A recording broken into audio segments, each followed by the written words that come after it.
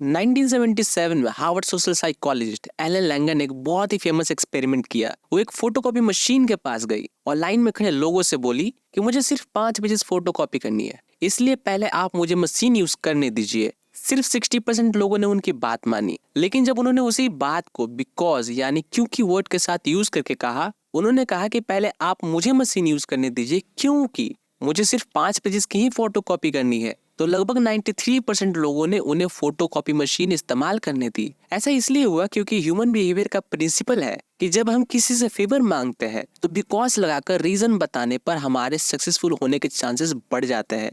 तो rule number 1 है, अगर आपको ज्यादा इन्फ्लुएंशियल बनना है तो बिकॉज वर्ड का यूज ज्यादा से ज्यादा करो। इंसान की पर्सनल ग्रोथ सबसे ज्यादा तभी होती है जब वो सही इंसान को अपना लाइफ पार्टनर चूज करता है। स्टडीज के मुताबिक मैरिड लोग ज्यादा लंबी लाइफ जीते हैं और ज्यादा हैप्पी भी रहते हैं। फाइनेंशियली भी वो लोग स्ट्रांग होते हैं। लिंडा वाइट ने अपनी book why married people are happier में लिखा है कि मैरिड लोग इसलिए फाइनेंशियली स्टेबल नहीं होते क्योंकि वो अमीर बनने के बाद शादी करते हैं, बल्कि वो लोग इसलिए फाइनेंशियली स्टेबल होते हैं क्योंकि उनका पार्टनर उन्हें अच्छे से सपोर्ट करता है। उनका पार्टनर बहुत ही सपोर्टिव होता है। ऐसा इसलिए क्योंकि अगर आप किसी ऐसे इंसान के साथ रहते हो जो आपको हर तरह की सिचुएशन में सपोर्ट करता है तो आप बेहतर इंसान बन जाते हो। सही पार्टनर आपको चैलेंज करता है, आपको सही डायरेक्शन बताता है। अब आपको सुनकर हैरानी नहीं होनी चाहिए कि दुनिया के ज्यादातर मिलियनेयर्स जल्दी शादी कर चुके होते हैं। रूल नंबर 2 है, शादी उसी इंसान से करो जो आपको सपोर्ट करता हो। चंगेज खान का मिलिट्री माइंड दुनिया में बेस्ट माना जाता था क्योंकि वो अपने आइडिया और इनोवेशन की मदद से जंग जीता करते थे और वो जिस भी किंगडम को जीत लेते थे वहाँ की स्ट्रेटजी अपने आने वाले लड़ाइयों में यूज करते थे। अपनी book ego is the enemy में रियान हॉलिडे ने लिखा है कि चंगेज खान के लीडरशिप में मंगोलों ने बहुत से युद्ध जीते। वो लोग हमेशा नए कल्चर से सीखने के लिए तैयार रहते थे। जब भी वो अपने दुश्मन को हराते थे उनकी कल्चर से कुछ ना कुछ नया सीखते, बल्कि टाइम के साथ उन्होंने अलग अलग तरीके से अपने युद्ध करने के तरीकों को और ज्यादा इनोवेटिव बनाया। दूसरे कल्चर से सीखते गए और जीतते चले गए। वो दुनिया का बेस्ट कंक्वेरर इसलिए बने क्योंकि वो हमेशा अपने सामने वाले व्यक्ति से कुछ ना कुछ नया सीखने की कोशिश करते थे। रूल नंबर 3 है, हर इंसान से कुछ ना कुछ नया सीखने की कोशिश करो। दुनिया में जितने भी ग्रेट लोग हुए हैं उन्होंने हमेशा ऐसा काम नहीं किया जो कि हमेशा ग्रेट रहा हो। जैसे कि बात करते हैं सेथ गॉर्डन की, जो एक बहुत ही पॉपुलर राइटर है। उनका कहना है कि उनका 50% से ज्यादा पोस्ट एवरेज होती है और इसके बावजूद भी लोग उन्हें ग्रेट बोलते हैं। पिकासो जो दुनिया के सबसे बेस्ट आर्टिस्ट है, उन्होंने अपनी लाइफ में लगभग 50,000 आर्ट्स बनाए, लेकिन उनके सिर्फ 10 आर्ट दुनिया में फेमस है। बात करें मोजार्ट की तो उन्होंने 600 से ज्यादा गाने कंपोज किए, लेकिन उनके सिर्फ कुछ ही गाने ग्रेट कंसीडर किए जाते हैं। इसका मतलब है कि महान लोग जो भी चीज क्रिएट करते थे वो सबके सब महान नहीं होती थी। उन्होंने बहुत सारी चीजें क्रिएट की, तब जाकर उन्होंने कुछ मास्टरपीस डिस्कवर किया। इसलिए ये जरूरी है कि किसी एक मास्टरपीस को क्रिएट करने के लिए आपको लार्ज वॉल्यूम में क्रिएट करना आता हो। यूट्यूब पर 4-5 वीडियोस बनाने के बाद लोग कहते हैं कि व्यूज नहीं आ रहे, क्या करें। यहाँ मैं उन सभी लोगों को कहना चाहता हूँ जिन्होंने अभी यूट्यूब बनाना शुरू किया है या शुरू करने वाले हैं कि किसी एक कैटेगरी को पकड़कर कम से कम 100 वीडियोस बनाओ आपके 100% एफर्ट के साथ। बेहतरीन टाइटल, बेहतरीन थंबनेल, बेहतरीन कंटेंट, 100 वीडियोस। जब आप अपने इन 100 वीडियोस पर अपना 100% दोगे ना तो आप और आपका कंटेंट इन 100 वीडियोस की जर्नी में काफी इंप्रूव हो चुके होंगे और इस बात के स्ट्रॉन्ग चांसेस है कि आपका चैनल ग्रो कर चुका होगा और उन 100 वीडियोस में से 3-4 वीडियोस को काफी अच्छे व्यूज भी आ चुके होंगे। तो रूल नंबर 4 है कि आप अपने काम को लार्ज वॉल्यूम में करो। मेरे साथ ये होता था कि मैं जो भी सुनता था, पढ़ता था या देखता था,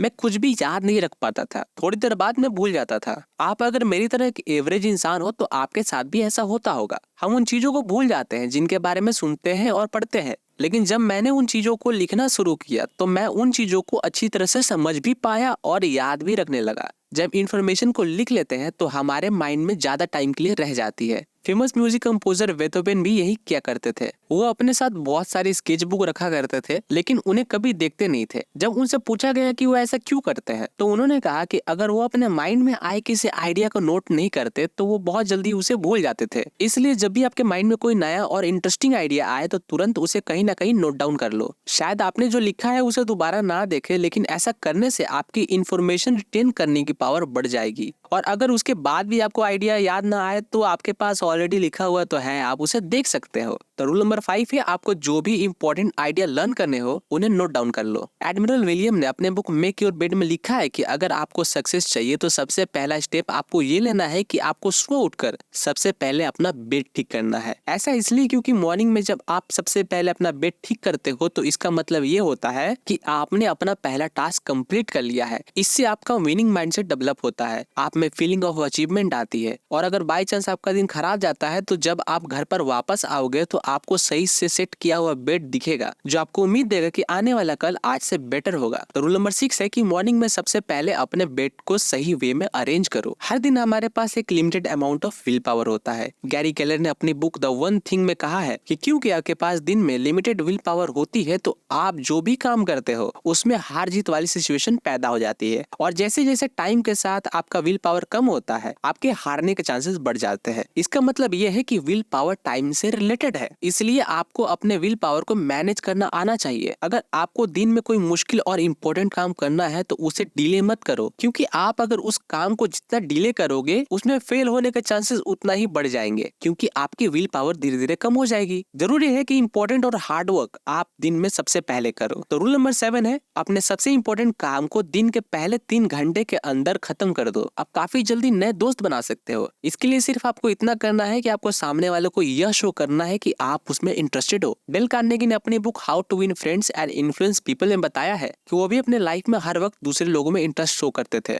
हर इंसान में कुछ ना कुछ इंटरेस्टिंग जरूर होता है, बस आपको उस चीज का पता करना है और फिर उससे रिलेटेड सवाल करना है। ऐसा करने से दोनों लोगों के बीच एक अच्छा कनेक्शन डेवलप हो जाता है। तो रूल नंबर 8 है, दूसरों से सवाल करके खुद को इंटरेस्टेड शो करो। आप सभी ने यह तो जरूर सुना होगा कि money can not buy you happiness, लेकिन ये किस हद तक सही है? जब आप कभी सोचोगे तो आपको लगेगा कि यह गलत है। Money can buy you happiness, पैसों से खुशी तभी आएगी जब आप उसको सही तरीके से खर्च करोगे। रॉबर्ट फ्रैंक ने बुक लग्जरी फेवर में कहा है कि जिनको लगता है कि पैसे से खुशी नहीं खरीदी जा सकती, उन लोगों को पैसा खर्च करना आता ही नहीं है। फ्रैंक की रिसर्च के अनुसार जब कोई इंसान एक्सपीरियंस पर, यानी कि जैसे कोई कॉन्सर्ट, डिनर या किसी की मदद करना, इन चीजों पर पैसा खर्च करता है तो उसे ज्यादा खुशी मिलती है। जबकि अगर कोई इंसान मटेरियल चीजें खरीदता है जैसे कि shoes, car, jewellery, mobile phone, तो उसको इतनी खुशी नहीं मिलती। इसलिए जब भी आप पैसे खर्च करो तो मटेरियल चीजों की बजाय एक्सपीरियंस गेन करने के लिए खर्च करो। और यही है rule number 9, spend money on experience.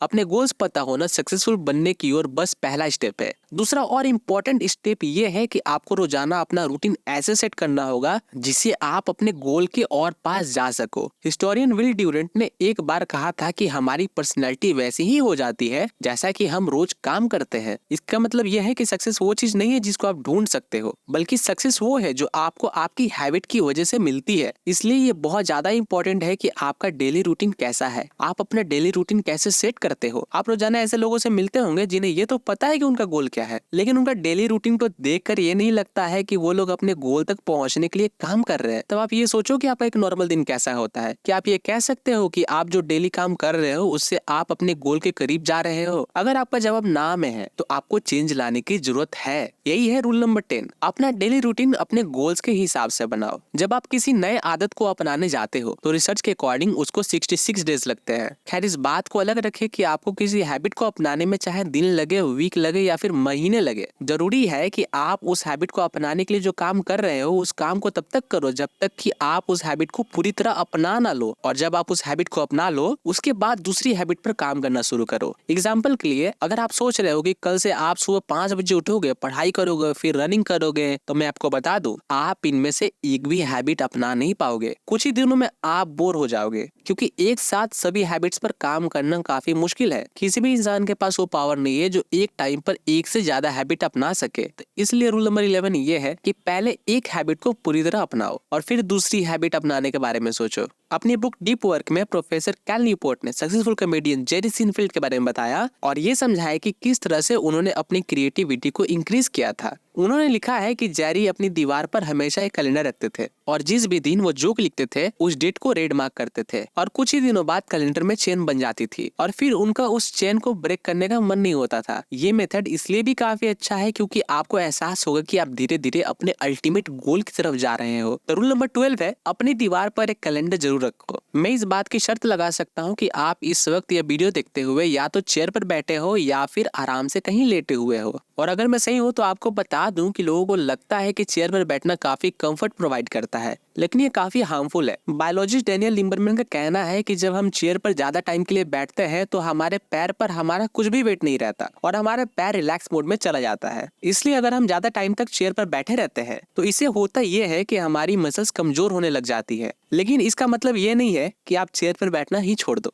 आपको बस ये करना है कि आपको जब भी मौका मिले अपनी बॉडी को स्ट्रेच करो, इससे आपकी मसल्स एक्टिव रहेंगी। तो रूल नंबर 13 यही है, स्ट्रेच रेगुलरली। आज तक मैंने जितने भी वेल्दी लोगों के बारे में पढ़ा है उन सब में एक चीज कॉमन है और वो ये कि हर किसी के पास इनकम के कम से कम 7 सोर्सेज तो होते ही है। बात करें किसी एवरेज पर्सन की तो उसके पास इनकम का केवल एक ही सोर्स होता है, वो भी उसका डेली जॉब। सिर्फ एक सोर्स ऑफ इनकम के बहुत नुकसान है। इसकी वजह से आपको कभी भी परेशानी हो सकती है। मान लो कि आप जिस कंपनी में काम कर रहे हो उस कंपनी ने आपके प्लेस पर आपसे बेटर कोई व्यक्ति हायर कर लिया, तो फिर आपकी इनकम का जो एक सोर्स था वो भी चला गया। ऐसी सिचुएशन में अगर आपके पास 7 अलग अलग इनकम सोर्स होंगे तो जॉब चले जाने पर भी आपको कोई ज्यादा प्रॉब्लम नहीं होने वाली। वॉरेन बफेट का कहना है कि लाइफ में मल्टीपल इनकम सोर्सेज क्रिएट करना सबसे इंपॉर्टेंट चीज है जो कि एक इंसान सीख सकता है। और रूल नंबर 14 यही है कि अपनी इनकम के मल्टीपल सोर्सेज जनरेट करो। तो दोस्तों ये थे सक्सेस के 14 रूल्स। इन्हें फॉलो करना बहुत आसान है, हर कोई कर सकता है। कोशिश करिए इन्हें अपनी लाइफ में ऐड करने की। बहुत टू द पॉइंट वीडियो बनाया है, कोई एक्स्ट्रा बात नहीं है। वीडियो पसंद आया तो लाइक करना मत भूलना और अपने दोस्तों के साथ शेयर जरूर करना। चैनल पर नए हो तो सब्सक्राइब कर लो एंड अगर घंटी वंटी नहीं दबाया तो दबा दो यार।